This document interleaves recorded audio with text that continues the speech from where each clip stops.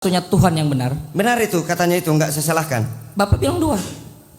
Kata Yesus satu-satunya Tuhan yang benar adalah Ya. Bapa. Ya. Nah, menurut Yesus satu-satunya Tuhan yang benar adalah Bapa atau anak? Menurut pasal 17 itu doanya Yesus Yes. kepada Bapaknya. Kan Bapak Tunggu sendiri. dulu, belum selesai. Lalu ada satu tertulis tulisan Paulus di akhir dikatakan, kiranya kasih karunia Bapa dan Anak serta persekutuan dengan Roh Kudus. Gak menjawab apa-apa. Maksudku di situ yang Tritunggal itu salah. Yang Pak Kriston, Pak Dimun sama Pak Rahmat perhatikan. Adam dan Hawa jatuh ke dalam dosa. Ya. Ini Yesus nebusnya di zaman Yohanes. 4.000 tahun kemudian. 4.000 tahun kemudian. Ini Betul. sama aja kayak gini. Ada kecelakaan laka lantas, ambulannya datang 4 minggu kemudian. Ini korbannya gimana ini? Mari kita masuk ke dalam topik diskusinya, yaitu siapakah penguasa langit dan bumi gitu. Aku di sini sebagai pihak yang Muslim, alhamdulillah masih dari ruh, nggak pernah khianat, tetap Islam, menjelaskan bahwasanya penguasa di dalam definisinya dulu yang kita harus sepakati adalah keberadaan yang mempunyai hak terhadap keberadaan yang lain, itu penguasa. Jadi kalau tidak ada hak kepada keberadaan yang lain, bukan penguasa namanya customer reguler itu. Nah, di dalam Islam sudah diberitahukan oleh Zat yang Maha Tinggi yang Maha Mulia, yaitu Allah sendiri di dalam surah Al-An'am ayat 61 sampai 62. Di sini Allah berfirman bahwasanya dialah penguasa yang mutlak atas semua hambanya. Itu yang Allah firmankan. Lalu kemudian di 62-nya, kemudian hamba-hamba Allah ini akan dikembalikan kepada Allah, penguasa mereka yang sebenarnya. Jadi penguasa yang paling hak, yang alhamdulillah Muslim sudah tahu, adalah Tuhan itu sendiri, yaitu Allah Subhanahu wa taala. Lalu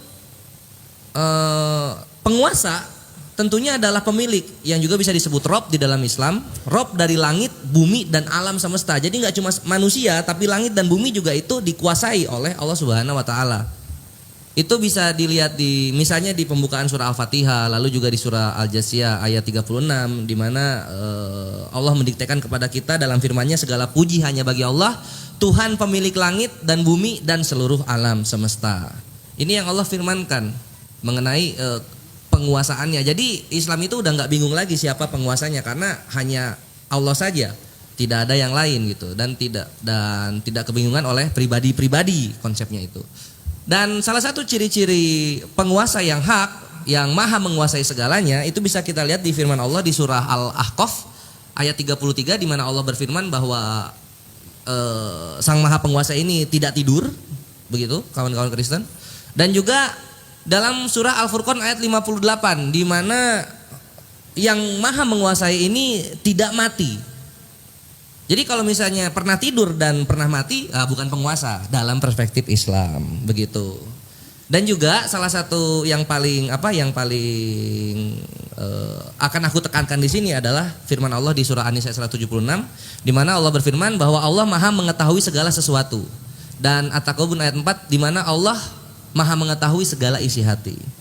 Jadi dengan kemaha pengetahuan sifatnya Allah ini, maka yang namanya Tuhan itu tidak boleh menyesal. Tidak boleh menyesal. Karena kalau menyesal artinya dia tidak tahu akan ada yang menyakiti perasaannya di masa depan, begitu. Maka dari itu kita tidak pernah menemukan narasi Tuhan kita Allah Subhanahu wa taala menyesal. Nah, nanti kita akan bahas lebih jauh di sini. Bu Karyana ini yang selalu diskusi dengan saya di debat online. Cuman karena beliau mencret kalau diskusi, jadi saya ajak offline. Semoga beliau Kang Chan juga bisa. mencret juga saya buat. Insyaallah beliau ini orang. Jadi saya ajak offline, dan beliau punya keberanian dan integritas yang luar biasa sehingga mengajak saudara-saudaranya untuk hadir. Terima kasih, Kang. Masya Allah. Saya mau tanya kepada Al-Quran. Wahai Al-Quran, apakah Nabi Muhammad penguasa langit dan bumi? Quran menjawab, bukan. Apa kata Quran? Qul, katakanlah Nabi Muhammad, innama ana basyarum mislukum. Aku hanyalah manusia seperti kalian juga. Sama. Apa yang membedakan Nabi Muhammad dengan kita? Yuhi ilai. Aku hanya diberikan wahyu. Gak ada Nabi Muhammad kuasa di langit dan di bumi. Wahai Al-Quran, apakah malaikat itu penguasa langit dan bumi? Bukan. Apa kata Quran? Wa idh qulna lil malaikati isjudu li Adam. Dan ketika Allah memerintahkan malaikat untuk bersujud kepada Adam, fasajadu, malaikat bersujud, Pak. Tak punya kuasa.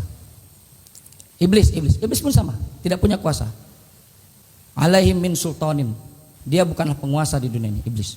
Quran mengadres Nabi Muhammad bukan iblis, bukan penguasa, malaikat bukan penguasa, iblis bukan penguasa, hanya Allah.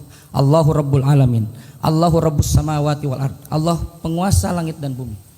Allahu Rabbul Masyriqi wal Maghrib, penguasa timur dan barat. Tak ada. Jadi satu yang bisa disimpulkan dari Quran, penguasanya satu, yang lainnya tak bisa jadi penguasa. Karena konteksnya di sini versi Al-Quran dan Bible. Kebetulan saya pembelajar Bible, saya mulai luruskan. Kita masuk ke dalam Bible. Boleh ya Pak ya, izin ya. Tapi kalau kita melihat Bible, Bapak buka di Lukas pasal 4 nomor 6 nomor 7. Tadi Pak Rahmat benar bahwa Yesus mengadres di dalam Bible, penguasa itu adalah Bapaknya. Matius pasal 11 nomor 25. Ya Bapa, aku bersyukur padamu ya Bapa, Tuhan langit dan bumi. Penguasa langit dan bumi, kata Yesus. Tapi kata Lukas pasal 4, ternyata penguasa segala sesuatu adalah, tahu Pak siapa Pak? Iblis. Jadi perbedaan antara Al-Quran dan Bible adalah, kalau Al-Quran menegaskan satu-satunya yang harus dipercaya sebagai penguasa langit dan bumi adalah Allah. Yang lainnya nggak boleh. Kalau Bible banyak penguasa dalam Bible. Bapaknya Yesus penguasa, iblis penguasa. Tapi ada satu yang tidak boleh dipercaya sebagai penguasa, yaitu Yesus. Yesus tidak boleh dipercaya sebagai penguasa. Dan itu dikonfirmasi oleh Yesus. Apa kata Yesus? Aku tidak dapat berbuat apa-apa dari diriku sendiri. Yohanes 5 nomor 37. Aku tidak berkata-kata dari diriku sendiri, melainkan dari Bapa yang telah mengutus aku. Baik, itu saja dulu supaya bisa direspon Ibu. Semudah-mudahnya konsep keselamatan, konsep ketuhanan yang mudah diterima oleh akal manusia itu sebenarnya ada di Islam sebenarnya, kalau kita dengar penjelasan dari Pak Dimun yang menurut aku ada berbenturan gitu, statement awal dan statement akhir gitu paling. Jadi ini aku akan lanjut ke pertanyaan kedua saja.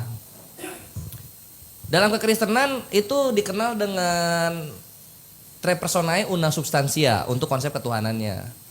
Atau dalam bahasa Inggrisnya itu one substance, three persons. Nanti bahasa Indonesianya satu hakikat, tiga pribadi. Pertanyaannya adalah gimana caranya konsepnya three persons tapi konsep agamanya dibilang monoteis? Itu gimana caranya? Silakan. Itu salah itu. Yang mana? Yang dikatakan tadi itu salah, tapi Kristen mempercayai seperti itu. Yang benar itu hanya 2 tahta di surga. Tidak ada 3. Tertulis di Alkitab ada 2 tahta di surga. Itu yang ada. Bukan, maksudnya jadi satu hakikat tiga pribadi atau dikenal? Salah itu. Bukan Tritunggal. Tritunggal itu? Bukan. Tritunggal salah, tidak Alkitabiah. Oh, oke. Sip. Iya.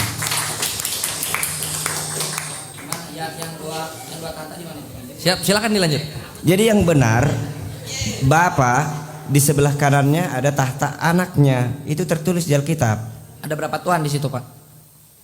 Ada 2. Ada, Bapak meyakini 2 Tuhan? Iya. Kalau Yesus punya berapa Tuhan?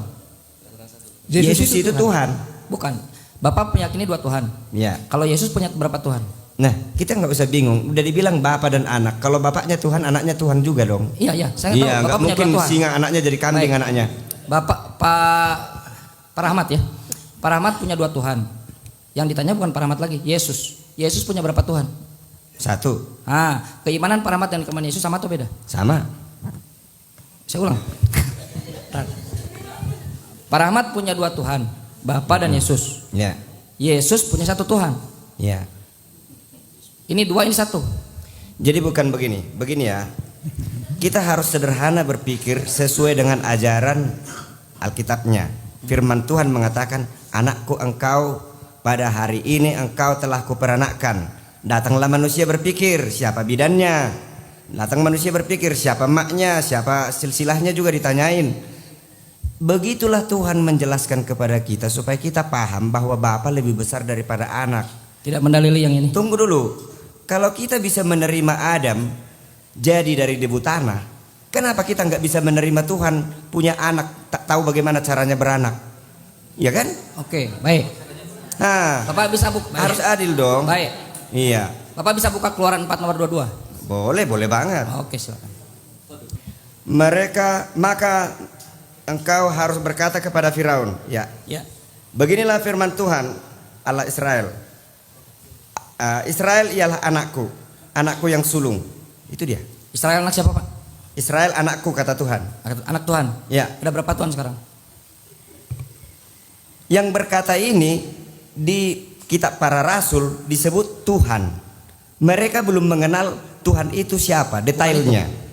Barulah setelah Yesus datang ke bumi, kita mengatakan istilah Bapa karena Yesus mengajari itu. Yesus anak Tuhan, dia jadi Tuhan. Yang berfirman kepada Musa, katakan kepada Firaun, anakku ini, suku Israel itu, anak sulung Tuhan Israel. Iya, anak Tuhan itu. Yes. Itu maksudnya kalimat ini. Israel anak Tuhan. Iya. Israel Tuhan. Bukan.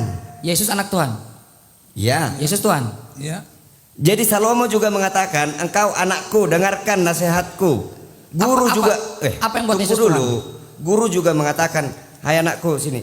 Kapan kau lahirkan aku? Maksud Bapak metaforikal. Iya. Oke, bagus. Anak-anak Allah itu banyak. Bagus. Iya. Sekarang apa yang membuat Yesus jadi Tuhan? Dia tidak, metaforikal itu tidak berlaku kepada Yesus. Mengapa Yesus jadi Tuhan? Saya bertanya kepada Kristen, bingung dia menjawab. Bapak Kristen? Saya Kristen, ini jawaban yang benar. Gimana?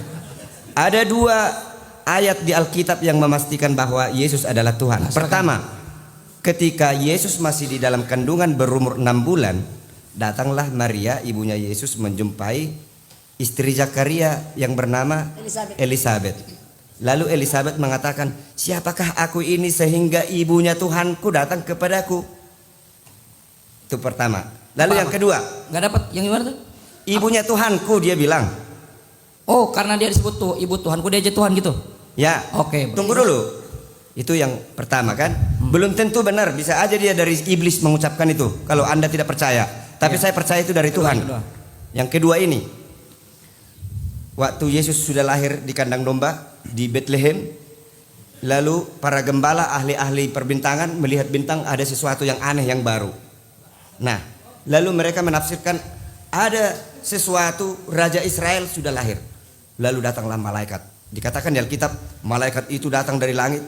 Mereka bercahaya menerangi semua para gembala dan mereka tercengang.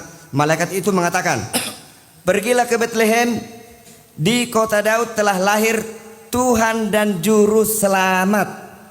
Malaikat berkata, malaikat dari surga ya. Jadi bukan manusia yang bilang.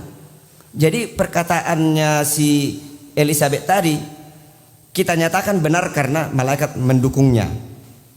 Itu. Jadi kita nggak ikut-ikutan mengatakan Tuhan kalau tidak ada dasar yang kuat. Di Keluaran 4:22 yang mengatakan Tuhan. Di Lukas 2, itu Lukas 2 nomor 11, betul tidak, Pak? Nah, masih banyak rahasia di itu sini betul ya. tidak? Lukas 2 nomor 11. Saya mau jelaskan banyak rahasia di sini. Pada saat Israel berangkat dari tanah Mesir ke Kanaan, ke tanah Kanaan, secara umum global orang mengatakan Tuhan yang menuntun. Padahal kalau diteliti di Alkitab seorang malaikat ternyata. Ya udah nggak apa-apa. Berarti iya. Oke. Berarti Bapak meyakini Yesus Tuhan karena di Lukas 2 dikatakan Yesus Tuhan. Iya. Jadi itu dalil Yesus Tuhan. Yesus adalah Tuhan. Oke. Jadi Tuhan Bapak 2. Ya. Tuhan Bapak 2. Ya. Oke. Buka Yohanes 17 nomor 3 Pak, coba Pak.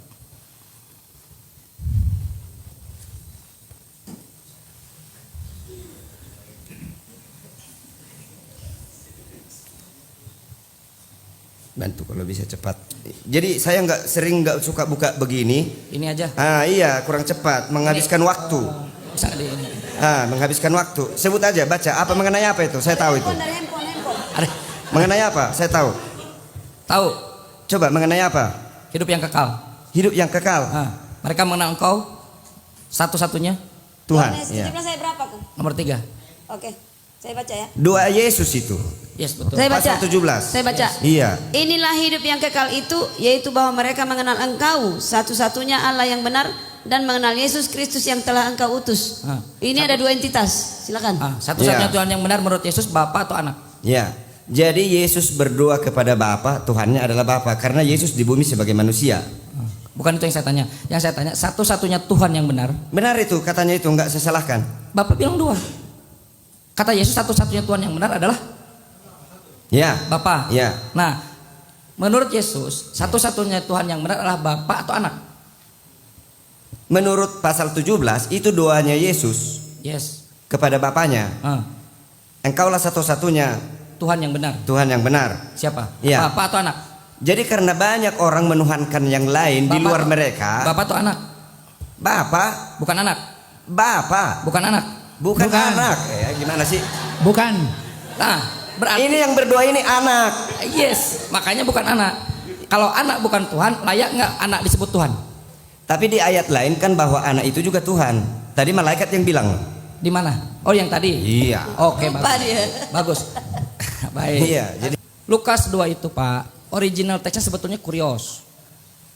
Kalau Bapak buka Seleber 2011 itu junjunan. Sorry, itu yang 11. Itu sebetulnya Tuhan. Pada hari ini telah lahir juru selamat Tuhan. Bukan Tuhan, Pak. Kerjaan musuh Pak Rahmat tadi, LAI. Bukan Tuhan, Pak.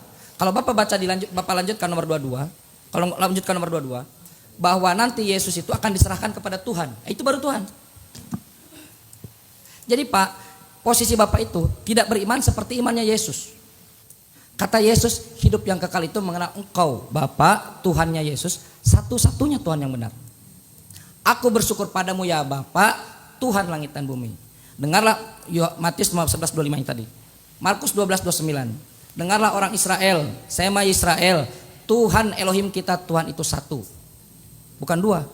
tapi Bapak baca enggak jujur loh. Bapak baca hanya sepotong itu. Coba baca semua ya pasal 17 itu. Dikatakan di situ engkau dan aku menjadi satu. Salah, itu pasal Yohanes 10:30. Yohanes 17 mau saya baca. Buka datanya, Pak. Iya. Silakan. Kita menjadi satu dengan mereka. Oh, itu nomor 21. Bukan Yesus itu, Pak. Itu murid-murid. Supaya mereka. Jadi begini.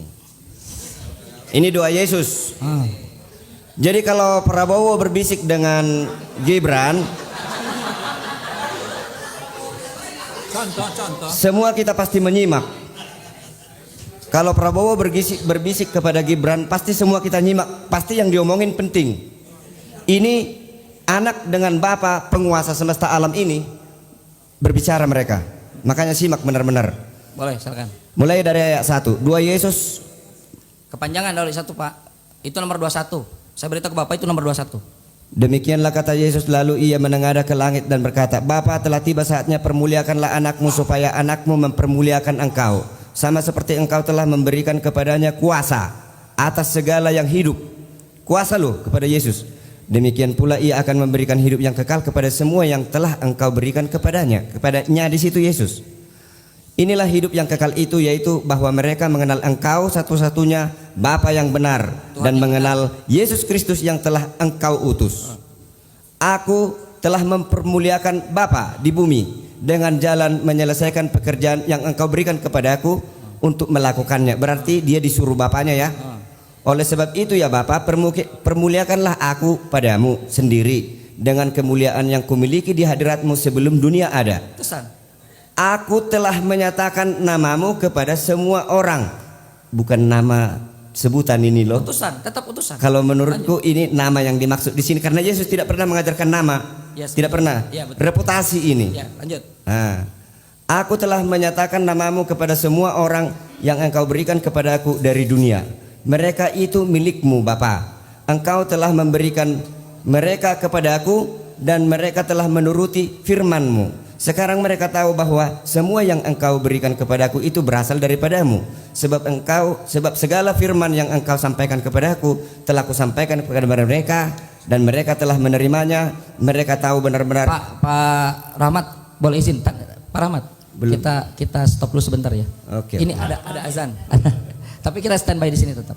Baik. Ya. Bapak baca itu, tak akan pernah satupun Bapak menemukan aku dan Bapak adalah satu di situ dari Yesus. Kecuali berbicara kepada murid-murid. Kita break dulu sebentar sampai azan ya. Saya lanjut. Silakan. Jadi bahwa Bapa satu dengan anak. Saya singkat mulai dari ayat 10. Segala milikku adalah milikmu, milikmu adalah milikku. Aku telah dipermuliakan di dalam mereka murid-muridnya ini. Sulit loh, sedangkan suami istri nggak berani bilang begini, milikku milikmu. Bisa, lanjut dulu. Apalagi ini, Bisa. begitu dekatnya mereka. Lanjut dulu. Dan aku tidak lagi di dalam dunia, tetapi mereka masih ada di dalam dunia. Dan aku datang kepadamu, ya Bapa yang kudus, peliharalah mereka dalam namamu, yaitu namamu yang telah engkau berikan kepadaku, supaya mereka menjadi satu, sama seperti engkau dan aku adalah satu. Bagus. Supaya mereka ini siapa? Murid-murid ini, supaya mereka menjadi satu, Sama seperti aku dan kau. bagus. Jadi berapa Tuhan sekarang yang Berarti Bapa dan anak satu kan? ya, Bapa dan Yesus satu, jadi Tuhan. Sekarang murid-murid satu sama seperti Yesus. dan Kenapa kita persoalkan itu? Itu yang tertulis begitu. Nah, bagus. Karena Karena itu yang tertulis, murid-murid jadi Tuhan tidak? Tidak. Loh, yang tertulisnya begitu, Pak. Jadi kalau mau saya jelasin begini, ini udah tingkat tinggi kalau saya jelaskan. Yang mempersatukan, enggak, pendeta juga belum tentu tahu. Pendeta belum tentu tahu. Yang mempersatukan Bapa dengan anak adalah Roh Kudus. Baca semua tulisan yang ditulis oleh Rasul Paulus, setiap di awal dan di akhir, kiranya Bapa, anak. Di mana? Datanya di mana? Semua di Itu kitab. berdasarkan Bible atau pemikiran Bapak? Tunggu sendiri? dulu, belum selesai. Lalu ada satu tertulis tulisan Paulus di akhir dikatakan, kiranya kasih karunia Bapa dan anak serta persekutuan dengan Roh Kudus. Enggak menjawab apa-apa. Maksudku di situ, yang Tritunggal itu salah, yang benar itu Bapa dan anak dipersekutukan oleh Roh Kudus. Jadi hubungannya dengan yang ini, yang barusan kita baca, mereka adalah satu, maksudnya tidak berbeda-beda Tuhannya mereka, satu dalam Roh Kudus. Bukan, Pak. Banyak arti satu ini. Kita ini satu semua, satu sama-sama Indonesia. Itu satu juga. Iya betul. Tapi bukan Tuhan kan? Masalah Tuhan tadi udah kujelaskan cukup jelas. Bapa itu Tuhan, anaknya juga Tuhan. Iya, justru itu. Bapak meyakini dua Tuhan. Yesus meyakini satu Tuhan. Bapak akui dulu iman Bapak beda dengan iman Yesus. Jadi begini, ini yang sulit dijelaskan oleh umumnya Kristen kepada agama lain. Agama lain jadi menghujat agama Kristen karena Kristen tidak mampu menjelaskan Tuhannya. Bapak bisa? Saya mau jelaskan. Bapak bisa? Ini. Oke. Ini langsung inti-intinya aja aku bilang. Yesus adalah Melkisedek, ya. Oh, tidak. Tunggu, ini versiku, nanti komentari. Oh, iya silakan. Yesus adalah Tuhan, ya. Yesus adalah nabi, ya. Yesus adalah guru, ya. Tabib, ya. Malaikat juga dia, ya. Ada lagi yang lebih parah, terkutuk, ya. Ini. Jangan diketawain. Iya, Bahwa dia sebagai manusia, ya. Dia sebagai nabi, ya. Terkutuk, ya. Ada. Jadi dikatakan di Alkitab ini, hanya orang yang mempunyai Roh Kudus yang mampu mengatakan bahwa Yesus adalah Tuhan, sekaligus mengatakan Yesus terkutuk. Yang terkutuk itu mati tidak? Maksud dari terkutuk adalah orang yang mati di kayu salib itu terkutuk. Kalau Yesus tidak terkutuk, maka kita tidak akan selamat. Dia menjalani kutuk tanpa dosa. Yang terkutuk mati tidak? Mati. Di kayu salib itu mati. Bagus. Bisa nggak Tuhan mati? Ya? Bisa nggak Tuhan mati? Pada waktu itu manusia Kan manusia dia. Saya tidak tanya manusia, saya tanya Tuhan. Bisa nggak Tuhan mati? Tidak bisa. Bagus. Berarti Iya. yang mati bukan Tuhan. bukan Bagus. Jadi begini. Berarti Yesus Tuhan atau bukan Tuhan? Jadi Yesus Tuhan atau bukan Tuhan? Jadi Yesus begini. Ada dua ayat di Alkitab menyatakan bahwa Yesus turun ke bumi meninggalkan kemuliaannya. Dia datang ke dunia ini mengambil rupa seorang hamba. Jelek dia. Ya, jadi ketika dia mengambil rupa seorang hamba, ketuhanannya itu ditinggalkan, tetapi kan tetap disebut dia Tuhan oleh malaikat. Bapak buka Kolose 2 nomor 7 coba. Mengenai apa? Saya tahu itu. Kolose 2 nomor 7. Nomor 8. 7 8.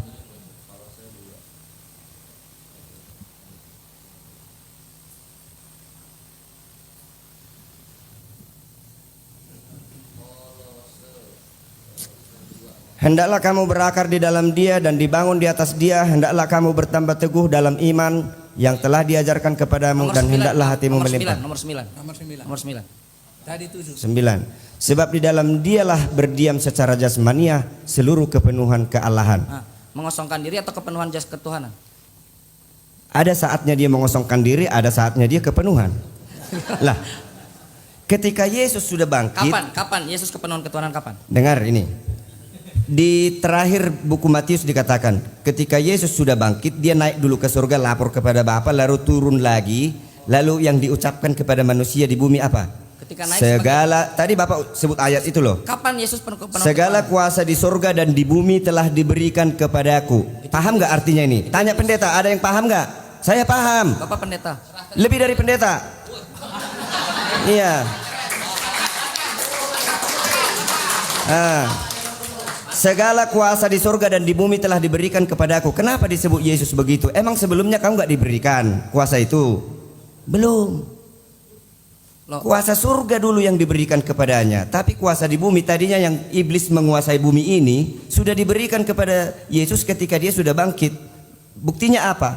Saya sudah jalani kematian, sudah pernah saya terkutuk, sudah semua gelar ada padaku. Bapak percaya? Gelar Tuhan Bapak juga. percaya itu? Yang kujelaskan ini tentu yang kupercayai dong. Baik. Bagaimana sih? Tadi kata rekan Bapak, Kang Chan. Yohanes 24 nomor 23. Jika kamu melihat Yesus di sana, Yesus di sini, Mesias di sana, Mesias di sini, percaya atau jangan percaya?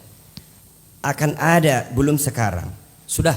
Tapi di Cina saya sudah dengar ada Mesias katanya di Cina. Bukan itu yang aku Mesias. Mesias palsu. Ada orang mengaku-ngaku gitu. Mesias palsu itu. Iya. Yang Bapak ajukan Mesias palsu atau Mesias asli? Yang di Alkitab asli. Itu ada di Matius 28, betul tidak? Matius 28 nomor 16, 17, 18, 19. Apa katanya? Kepadaku telah diberikan segala kuasa. Nah, itu yang kubahas. Nah, itu dia maksud saya. Kang Chan ini tipis kepercayaan ini. Memang sulit karena Berat, saudara. saya udah tingkat apa ini masih Pak. awal gitu, Pak, masih awal sebelum- mengetahui. Oke, baik. Sebelumnya, Yesus memberikan amanat kepada murid-muridnya. Waspadalah supaya jangan ada penyesat Ya, yang menyesatkan kamu. Dia menggunakan namaku. Siapa, Pak? Yesus. ya. Mengaku sebagai Mesias, Kristus. Oke? Jika kamu melihat Mesias di sana, Mesias di sini, Kristus di sana, Kristus di sini, percaya atau jangan percaya? Jangan percaya. Nah, bagus. Sekarang di Matius 28 itu percaya atau jangan percaya? Seharusnya pertanyaannya begini, bagaimana kita menguji Bagaimana Mesias? Bapak ngecek saya? Mesias yang benar dan yang palsu, apa Oke, bedanya? Gitu dong. Baik, Supaya baik. jangan kita tertipu. Baik, kita Di uji. situ kita mau cari, Oke, mau cari kita uji. selamat kan? Bapak mau diuji? Siap diuji? Siap diuji. Ada. Yakin? Sejak saya datang sini saya udah Oke, siap diuji. siap. Baik, siap. Kita uji. Buka Matius 28, 16, 17, 18, 19, 20. Kita uji ya. Matius 28. Santai, santai. Amanat Agung.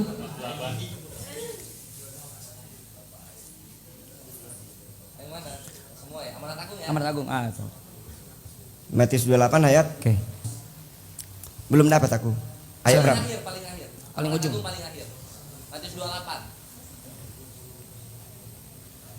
Dari 18 sampai 20. Malah Islam ini yang kasih tahu ini. Oh ya. 20 ya. Ya.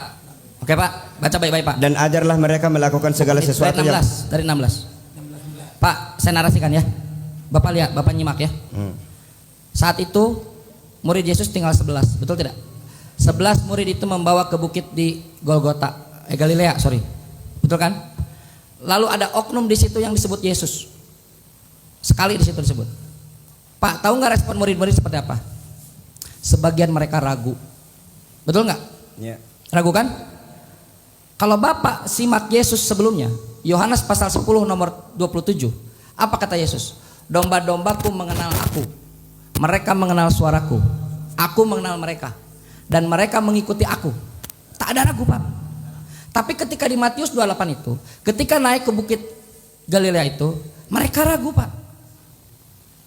Kita uji sekarang. Oknum yang bernama Yesus itu, yang disebut Yesus itu, membuat klaim. Jadikan kepadaku telah diberikan segala kuasa di langit dan di bumi. Jadikanlah seluruh bangsa muridku. Baptislah mereka dalam nama Bapa, Putra dan Roh Kudus. Dia akan mengajari kamu segalanya dan akan menyertai kamu hingga akhir zaman. Betul? Bagus? Kita uji sekarang. Apakah murid-murid itu mengikuti oknum ini atau tidak? Mengikuti. Yakin? Asli? Asli. 120 orang pengikutnya waktu 1000%. itu. 3.000 per hari ditarik jiwa menjadi 1000%. Kristen. 1000% yakin? Kalau udah aku bilang yakin, selebihnya dari ya udah dari iblis Oke. itu. Kalau ya katakan ya, kalau tidak katakan tidak. Bagus. Selebihnya dari iblis. Ya katakan ya, tidak katakan tidak. Ah. Oknum itu berkata, memerintahkan, baptislah dalam nama Putra, Bapa, Putra dan Roh Kudus. Berikan kepada saya satu nama saja. Satu nama saja dari 11 murid itu yang membaptis dalam nama Bapa dan Putra dan Roh Kudus dari seluruh Bible Bapak. Tidak ada yang membaptis dalam nama Yesus. Bagus, berarti Iya. mereka melanggar oknum itu. Iya. Betul? Jadi mereka ragu itu bukan Yesus, betul tidak? Bukan, ragunya mereka imannya lemah, bukan ragu masalah Yesus, Maksud bukan. Bapak Yesus tidak mengajarkan murid-muridnya untuk beriman kuat. Diajarkan, Leh, bagaimana? tetapi tetap ragu. Iya. Sama seperti kita ini. Sebentar dulu. Ah, Domba-dombaku mengikuti aku. iya, Yesus jujur atau bohong? jujur. Ada nggak domba-domba Yesus yang mengikuti perintah baptislah dalam nama Bapa, Putra dan Roh Kudus? Ya, Ayo. jadi ini perlu juga saya teliti ini ya. Oke. Karena nyatanya murid-murid ini semua membaptis dalam nama Yesus saja. Hanya Petrus.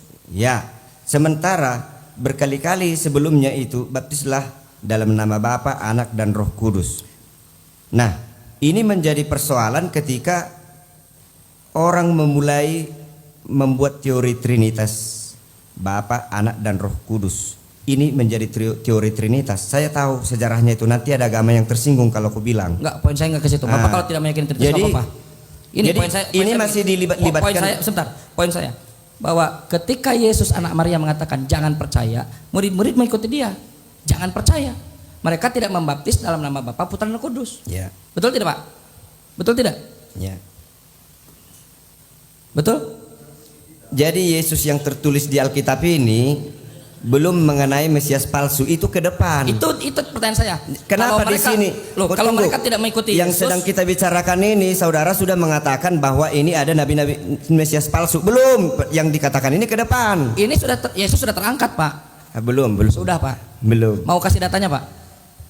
Jadi begini urutannya Pak, ya. mau kasih datanya nggak? Mengenai apa? Yesus sudah terangkat saat itu. Sudah turun. Sudah terangkat. Lukas 22 nomor 69.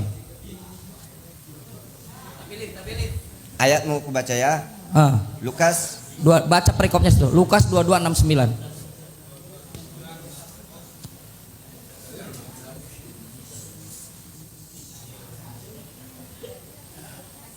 Perikopnya apa itu, Pak? Perikopnya apa itu? mulai sekarang anak manusia Perikopnya sudah apa, Pak? duduk di sebelah kanan Allah yang Maha Kuasa. Perikopnya apa itu, Pak? Perikop itu dibuat lay. Bisa saja salah. Di mana posisi? Oke. Ah. Baik. Di mana itu peristiwa terjadi, Pak? Ada di mana itu dia? Mulai sekarang anak manusia sudah duduk di sebelah Enggak. kanan Allah. Itu Tunggu. peristiwa ucapan itu ada di mana? Ada di Mahkamah Agama, betul tidak? Jadi- Ada di Mahkamah Agama, jadi betul begini, tidak? begini. Sebentar. Ada di Mahkamah Agama, betul tidak? Makanya kalau mau belajar Alkitab pelan-pelan. Kita pelan-pelan. Ada di Mahkamah Agama. Waktu Yesus masih di persidangan, Yesus mengatakan bahwa dia sudah bersama-sama di Diulang Ah. datang. Baca. Lukas Iya. dulu, baca dulu. Mulai sekarang anak manusia sudah duduk di sebelah kanan Allah yang Maha Mulai Kuasa. sekarang anak manusia sudah duduk sebelah kanan. Padahal dia masih di persidangan. Yang di persidangan siapa? Iya. Siapa? Yesus itu. Loh, sudah duduk sebelah kanan yang Maha Kuasa. Makanya Yesus itu pakai bahasa yang tidak mudah dimengerti orang. Oke. Tujuannya apa? Iya, tujuannya apa? Melindungi perkataannya itu supaya dituliskan orang. Ada tujuannya. Tuhan Bapak tidak menggunakan bahasa yang tidak dimengerti orang. Ini satu lagi contoh ya yang mirip seperti ini. Yang di sebelah kanan Yesus. Hari ini juga kita sudah bersama-sama di Taman Firdaus, padahal dia sampai dikubur kok. Hari ini juga ini yang di kananku, saya disalibkan, dia disalibkan. Lalu yang di kanan ini bilang, Tuhan, bila tiba nanti kerajaanmu ingatlah aku. Datang Yesus. Hari ini juga kita sudah bersama-sama di Taman Firdaus. Berarti Yesus salah. Mana ada di Berarti Taman Yesus salah. Firdaus? Artinya itu apa? Jadi kita harus tunduk kepada Tuhan. Apa yang dikatakannya kita pelajari. Jangan Apa- langsung Bapak sudah pelajari itu belum? udah. Jadi- udah banget. Ah, bagus. Yang Ah. duduk sebelah kanan Bapak Yesus. Iya. Yang di Mahkamah Agama siapa? Jadi maksudnya di situ kalau Yesus sudah jatuh di vonis, itu yang diinginkan Bapa. Loh, berarti itu bukan Yesus, Pak. Nah, itu pikiranmu lain. Loh. Lukas Alkitab ini bisa diseret untuk menyesatkan diri sendiri, bisa. Bisa. Ada jalur untuk sesat. Ini multi tafsir banyak. pakai Bible bisa sesat. Iya. Alhamdulillah. Iya. Saya ulangi. Alkitab ini ada jalur kita untuk sesat di sini. Kalau kita menggunakan Alkitab ini sesuai dengan keinginan kita, dibiarkan kita sampai Bapak jatuh. katakan tadi firman Tuhan. Makanya kita harus dituntut Alkitab ini. Artinya kita membaca, diajar oleh dia. Enggak, saya mau setuju dengan Bapak. Itu firman Tuhan bukan? Sebahagian. Sebagian. Iya. Ada cerita-cerita di sini bukan firman Tuhan, tapi mengenai Tuhan juga akhirnya. Pak Panenggolan setuju itu bukan sebagian firman Tuhan. Panenggolan setuju itu bukan firman Tuhan sepenuhnya. Segala kebenaran yang ada di dalamnya adalah firman Tuhan. Kalau ada yang salah itu bukan firman Tuhan. Jadi Bible ini firman Tuhan atau bukan? Firman Tuhan. Semuanya. Itu tadi ada yang salah. Jadi dijelaskan di sini keburukan yang jelek pun dibahas di sini. Jangan seperti Kristen yang lain dikuduskan ini Alkitab ini didewakan, tidak boleh ada di atasnya begini. Oke. Saya kasih contoh. Yang kotor pun ada dibahas di sini, ada. Saya kasih contoh. Dikatakan orang kaya sama orang kaya mau masuk surga seperti Gajah masuk lubang jarum. gajah masuk lubang jarum. Itu nggak ada itu di situ. Artinya kalau begitu orang kaya nggak mungkin masuk surga. Orang kaya juga bisa masuk surga. Salah tulis itu. Ada nggak dalil? Salah tulis. Salah terjemah. Jadi begini, memang berbagai versi ya. Ada juga pendeta pernah aku dengar menjelaskan yang dimaksud lubang jarum adalah tembok Yerusalem itu. Iya. Ada yang sempit di situ. Kalau masuk onta pakai beban nggak bisa masuk. Harus dilepas dulu bebannya. Itu maksudnya. Saking sempitnya disebut dia lubang jarum. Metaforikal maksudnya kan? Ini Kita nggak ada masalah dengan keterangan metafor. Ya, mereka. nggak apa-apa dengan majas metaforikal juga kita terima. Masalahnya bukan itu. Bapak dapat ilmu dari mana Bible ini firman Tuhan? Karena sudah baca. Di mana? Di mana Bible mengatakan dirinya firman Tuhan? Berikan kepada saya satu saja ayat yang mengatakan Matius sampai Wahyu itu firman Tuhan. Malah kebalikan, Pak. Itu kepercayaan, Pak. Ada yang tidak percaya, ada yang percaya. Saya bertanya ke semua orang yang beragama Islam. Siapapun yang bisa menjawab di kemudian hari kalau tidak bisa dijawab sekarang. Karena ini di YouTube saya lihat. Pertanyaan saya, bagaimana Islam bisa berharap masuk surga? Padahal di surga tidak ada boleh masuk yang berdosa. Tidak ada manusia yang berdosa boleh masuk ke surga. Semua kita ini sudah berdosa. Bagaimana caranya secara Islam akan bisa harapan masuk surga? Semua manusia sudah berdosa berarti harus mati. Kenapa tidak mati? Karena ada Yesus Kristus pengampunan. Dia menggantikan kematian itu. Pertanyaannya, kalau di Islam bagaimana caranya bisa hidup bertahan? Tunggu dulu. Gitu. Tunggu dulu. Posisinya apa? Manusia ada 7 miliar. Ya, Yesus menebus dosa manusia 7 miliar. Ya. Hanya disiksa 3 hari lunas. Ya. Apa? Kenapa bisa begitu? Cuma 3 hari lunas. Ya, Kenapa bisa begitu? Tanya dong, biar ku jawab. Kenapa 3 hari udah meninggal? Nah, itu baru ku jawab. Silakan. Karena dialah yang menciptakan semuanya itu. Itu Dia dia. lebih berharga dari semua itu. Ya terus kenapa cuma bentar disiksanya? Yang penting ditunjukkan Yesus adalah bahwa dia mengalahkan iblis. Sebagai manusia saya bisa tidak berdosa loh. Mengalahkan iblis. Kalah iblis ya. Tapi tadi katanya bumi dikuasai iblis. Iya, dikuasai iblis. Makanya ketika Yesus sudah bangkit, apa dibilang? Apa? Kepada aku telah diberikan kuasa di surga dan di bumi. Ya. Karena sebelumnya hanya kuasa di surga dia bisa. Oke, kayak gini deh Iya. supaya gini nih. Kalau bertanya mau belajar silakan. Sabar. Begini, Pak. Udah terbantah semua. Tadi yang nggak masuk akal itu mengenai Yesus menderitanya cuma 3 hari bisa menebus penderitaan manusia yang 7 miliar yang macam-macam gitu. Itu nggak masuk di akal gitu kan? Karena terlalu penebusnya kok jauh lebih ringan gitu. Oh, di mata kami. Lalu yang kedua adalah lagi serunya, Pak. Seru banget. Jangan dulu. Kirain di sini bocah. Jadi seru. Ya, ini. Nah, berikutnya yang kedua ya. Ini Pak Kriston, Pak Dimun sama Pak Rahmat perhatikan. Adam dan Hawa jatuh ke dalam dosa. Ya. Ini Yesus nebusnya di zaman Yohanes. 4.000 tahun kemudian. 4.000 tahun kemudian. Ini Betul. sama aja kayak gini. Ada kecelakaan laka lantas. Ambulannya datang 4 minggu kemudian. Ini korbannya gimana ini? Kelewat semua. Tunggu, jangan berusaha menjawab yang tidak tertulis. Kalau itu maunya Tuhan, mau apa lo? Kan gitu. Ya makanya kita tanya Itu yang kepada- terjadi loh. Nah, posisinya tidak tertulis. Makanya kita tanya, sama-sama tidak tertulis kan. Kita tanya ini konsepnya kepada Kristen yang bikin. Gitu loh. Katanya menebus dosa seluruh manusia kan. Tunggu ya. Semua yang kuucapkan tadi itu berdasarkan Alkitab. Terkutuklah aku kalau aku menambah-nambahi isi Alkitab. Tadi upah dosa Yang adalah maut, katanya Adam itu yang berkata. Makanya ada perkataan yang kontroversi bagaimana supaya itu. Kan udah pernah aku bilang statement closing waktu itu. Kalau ada multitafsir bahkan kontroversi bertentangan, kita yang belum paham, buktinya setelah aku pelajari, oh begini maksudnya. Iya. Makanya Pak Rahmat kembali kepada apa yang tertulis. Kalau nggak tertulis tinggalkan, itu bidat, itu kejahatan dalam beriman. Jadi begini loh. Jadi begini, udah 17 kali ini. Untuk cepatnya makanya selalu aku berkata-kata, di mana tertulis, tanya dong biar baru ku cari. Lama. Ya nggak apa-apa, ditungguin loh. Daripada maksudnya gini, aku gitu selalu menekankan begini Pak Rahmat dan kawan-kawan Kristen kalau berdialog itu. Jangan sampai kita itu menyumpalkan kata-kata pribadi kita ke tokoh-tokoh yang ada dalam kitab suci. Jadi itu kejahatan dalam beriman. Aku percaya ini akan terjadi. Semua yang kuucapkan itu sudah terekam. Orang akan menyelidiki di Alkitabnya. Benar katanya si Ringo-Ringo itu, gitu loh. Aku udah tahu itu akan diperiksanya. Kemarin aja bilang bapak mengorbankan anaknya, cek per cek mengaruniakan ternyata.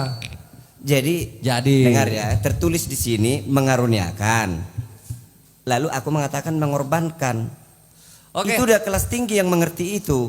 Ya maksudnya gini Iya. aja, setelah kitab Wahyu dibikin tuh Injil Rahmat gitu kan. Jadi perkataan Pak Rahmat ditaruh di belakang kitab sucinya gitu. Karena nggak tertulis. Closing statement dari Kores untuk ini langsung ditujukan aja ke Pak Rahmat yang membanggakan Yohanes 14 nomor 6-nya. Di mana Yesus berkata, aku adalah jalan dan kebenaran dan hidup. Maka tidak ada yang bisa melalui Bapa tanpa melalui aku. Itu untuk masa yang lalu mungkin iya gitu ya, untuk masa yang lalu. Tapi untuk zaman penutup dari Nabi kami Muhammad SAW, ini langsung dari Tuhannya. Seluruh umat manusia yang nanti diperkuat Bukan mengkonter langsung Pak, kepada closing Nabi. Pak, closing statement. Iya. Nah ini ya di surah An-Nisa ayat 65. Dikatakan oleh Tuhan kami untuk Nabi kami. Maka demi Tuhanmu mereka tidak beriman hingga mereka menjadikan kamu hakim terhadap perkara yang mereka perselisihkan. Satu ya. Nah ini uppercutnya ini Pak Rahmat. Uppercutnya di sini. Di Musnad Imam Ahmad 18715 ini hadisnya Hasan. Nabi SAW beliau bersabda, barang siapa yang mendengar namaku dari umatku Yahudi ataupun Nasrani kemudian ia tidak beriman kepadaku, maka dia tidak akan masuk surga. Selamat datang di kebenaran. Syahadat. Kami nanti Pak Rahmat. Ku siapa? Ku di situ siapa? Ditanya udah closing. Udah Punya itu siapa? Muhammad. Nabi kami itu. Ku di situ Nabi kami. Baik, insyaallah. Silakan. Baik. Guncang Pak Rahmat, guncang. Terakhir, baik. Terima kasih. Baik. Quran mengatakan seperti yang tadi kutip di awal oleh Al Ustadz Teten, ya ahlal kitab, wahai ahlul kitab, wahai orang-orang yang mau melihat referensi, ta'alau, kemarilah. Bu Karyana, terima kasih, Pak Nainggolan, Pak Rahmat dan Bapak sekalian. Sama-sama. Ini adalah panggilan Allah. Ta'alau, kemarilah. Ila kalimatin sawa, menuju kalimat yang sama. Bainana wa bainakum, antara kami dan kalian. La na'budu illallah, jangan menyembah kecuali Allah. Wala nusyrika bihi syai'a, jangan menyekutukan dengan apapun. Ya, Saya terima berharap- kasih. Kita tetap saudara. Saya berharap sekarang masih ada 2 tahta. Mungkin bulan depan, tahun depan ketika Anda berdiskusikan lagi hanya ada 1 tahta, yaitu Allah Subhanahu wa taala. Amin. Baik, closing statement dari saya melanjutkan apa yang disampaikan Kang Chan. Fa in tawallau faqulu syhadu bi anna muslimun. Itu aja.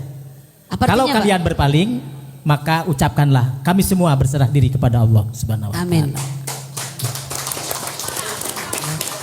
Terima kasih Sudah untuk diaminkan ya. para narasumber. Terima kasih kepada Bapak Ibu, silakan Pak. Tujuan utama dari perbincangan ini bukanlah tentang siapa yang menang dan kalah, melainkan sebagai sarana untuk memperluas wawasan dan mempererat tali silaturahmi antara sesama. Terima kasih telah meluangkan waktu untuk menonton hingga akhir. Bagaimana pendapat kalian mengenai diskusi tadi? Mari berbagi perspektif lain secara bijak dan santun di kolom komentar. Jangan lupa klik like, subscribe, serta aktifkan lonceng notifikasi supaya kalian gak ketinggalan video-video selanjutnya. Wassalamualaikum warahmatullahi wabarakatuh.